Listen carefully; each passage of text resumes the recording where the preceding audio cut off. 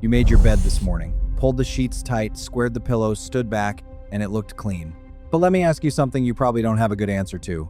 When did you last clean the actual mattress? Not the sheets, not the cover you can unzip. The mattress itself, the thing your body presses into for 8 hours a night.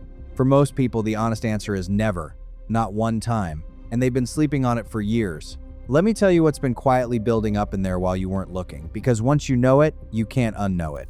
Every single night, your body releases moisture while you sleep, a real, measurable amount of it. It doesn't just evaporate into the air. A large share of it passes straight through your sheets and settles down into the mattress underneath, carrying body oils, dead skin, and everything else your skin sheds overnight. Do that 365 nights a year, year after year, and you've built up something down in those fibers that has a life of its own. Studies of used mattresses have found dust mite populations in the tens of thousands to the millions, and here's the part that catches people off guard. It isn't the mites that bother you. It's their waste and the shed skin they feed on that becomes one of the most common indoor allergy triggers there is. That stuffy nose and scratchy throat you wake up with some mornings, it may have nothing to do with the season outside your window and everything to do with what's 18 inches beneath your face.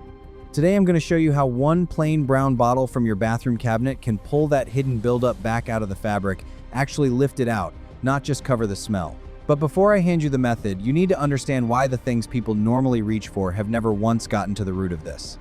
Flipping the mattress doesn't clean it. It just turns the dirty side down and buys you a little time before it's dirty again. Spraying a fabric refresher lays a nice scent on top of the problem and changes absolutely nothing underneath it. Even a thorough vacuuming only grabs what's loose on the surface layer. None of those reach the stains and the bacteria that have soaked all the way down into the core of the mattress, because the trouble was never sitting on top where you can see it. It's embedded deep in the fibers, and to get it out, you need something that can break it apart chemically, not just push it around. That's exactly what hydrogen peroxide does. Hydrogen peroxide is a mild oxidizer. The moment it makes contact with organic matter, sweat residue, body oils, biological stains, it starts breaking apart the bonds holding that discoloration together. That's the same reaction you see when it foams up white and bubbly the instant it touches an old stain. That foaming isn't just for show. It's the oxygen releasing as the peroxide actively pulls the stain apart at a level your eye can't follow.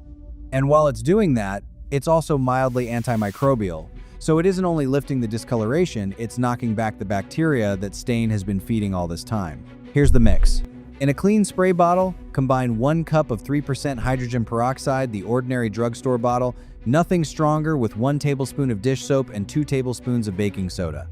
Swirl it gently to combine, and do not seal it tight and shake it hard, because the mixture releases gas and can build pressure inside a closed bottle. Mist it directly over any stains or yellowed patches you can see, and lightly cover the rest of the surface if you're doing a full clean rather than spot treating.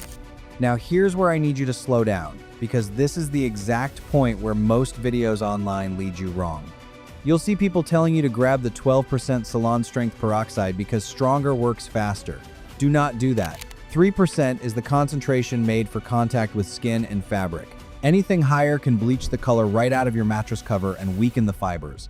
And if any of it lingers where your skin rests overnight, it can leave you irritated. That plain 3% bottle isn't the weak choice here. It's the correct one. Stronger doesn't clean better on a mattress, it just does more damage. Let the mixture sit for about 15 minutes. Watch it as it works. The foaming will gradually slow and then stop. And that stopping is your signal that the reaction has finished moving through the stain. Then take a clean, dry towel and blot. Blot, don't rub. Rubbing grinds the loosened grime back down into the fibers you're trying to pull it out of. Blotting draws it straight up and off the surface into the towel where you want it. Now comes the step almost everyone skips, and skipping it is the single biggest reason a mattress cleaning fails. You have to let it dry completely, all the way through, not just on the surface. A mattress that's still damp under a fitted sheet is a mattress that grows mold, and mold is a far worse problem than the one you started with. Crack a window, aim a fan directly at the surface, and give it several hours at minimum longer if the air in your home is humid. Press your palm flat against the fabric before you make the bed again. If you feel any coolness or dampness at all, it is not ready, and you wait.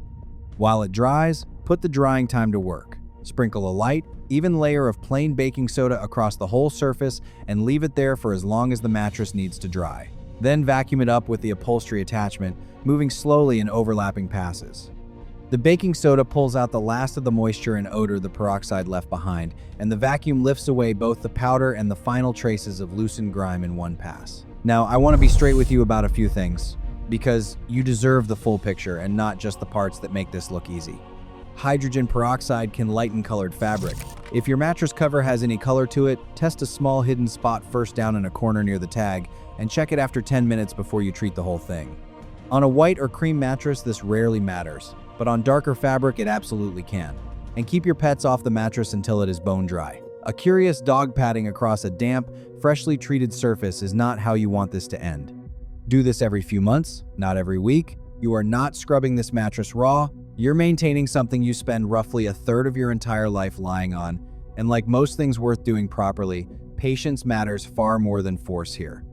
One more thing, if you've got deep, set-in stains that don't fully vanish on the first try, that's normal, it isn't a failure. Older stains sometimes need a second treatment a day or two later, once the mattress is dried out completely from the first round. Do not reapply while it's still damp.